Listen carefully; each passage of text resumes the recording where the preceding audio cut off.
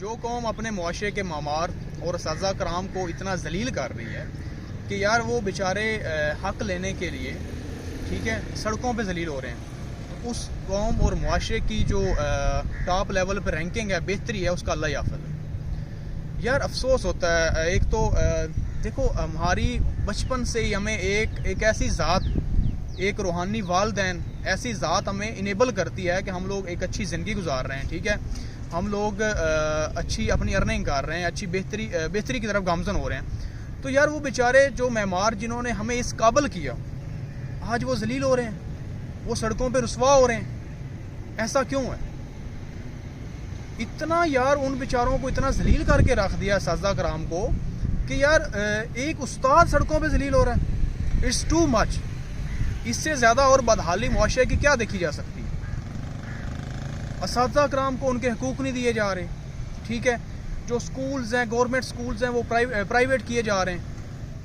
मुख्तलिफ देखो, सीधी सी बात है भाई, हुकूमत को, गवर्नमेंट को तो पैसे ही चाहिए ना। अब वो एक NGO आएगी, वो 500 स्कूल अपने पास रखेगी, हुकूमत को वो किसी को भी सिग्नेचर करने के लिए 50 फॉर एग्जाम्पल 50 करोड़ देगी, 1 अरब देगी, उसका काम तो सेट हो गया ना। तो बेचारे पिसेंगे कौन? गरीब आवाम के बच्चे पिसेंगे ना। गरीब स्कूलों में, गवर्नमेंट स्कूलों में जो बच्चे पढ़ रहे हैं, जो बेचारे 20-20 रुपए की फीस नहीं दे सकते, उनको वो लोग कैसे 1000, 2000, 3000, 4000 प्राइवेट स्कूलों की फीसें पे करेंगे? हमें तो बड़ी जल्दी अंदाज़ा हो गया था, फॉर एग्जांपल जब हम लोग मैट्रिक में थे या FSC में थे, कि जो ये स्कूल्स हैं, प्राइवेट स्कूल्स हैं, प्राइवेट यूनिवर्सिटीज़ हैं, प्राइवेट कॉलेजेस हैं, वो तो एक असल तो फैक्ट्री वही है, असल तो बिजनेस ही वही है।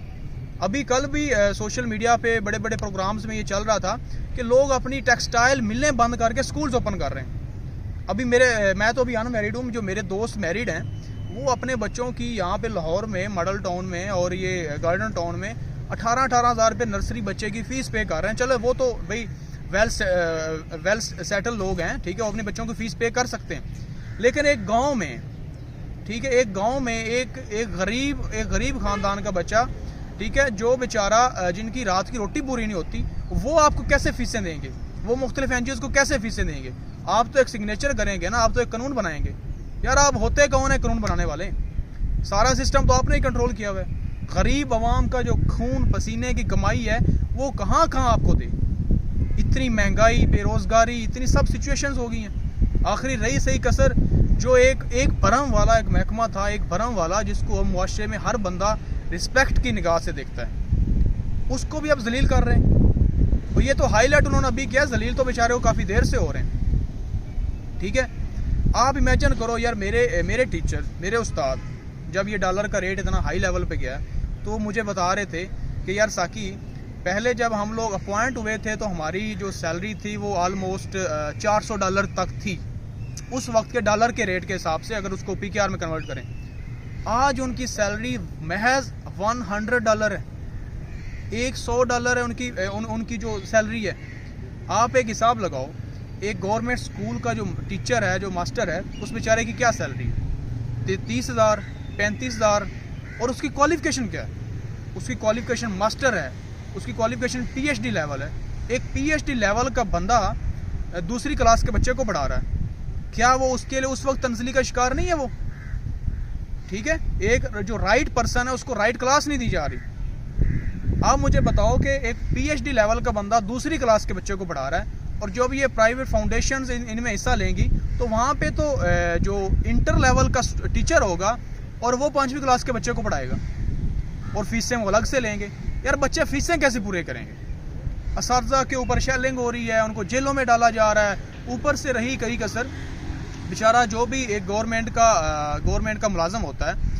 तो अच्छा, मुझे बड़ी अफसोस वाली बात होती है कि असातिज़ा कराम हैं, ख़ास तौर पर असातिज़ा कराम, उन बेचारों को हर साल 5000, 2000, 3000 मंथली सैलरी इंक्रीज़ होती है, ठीक है।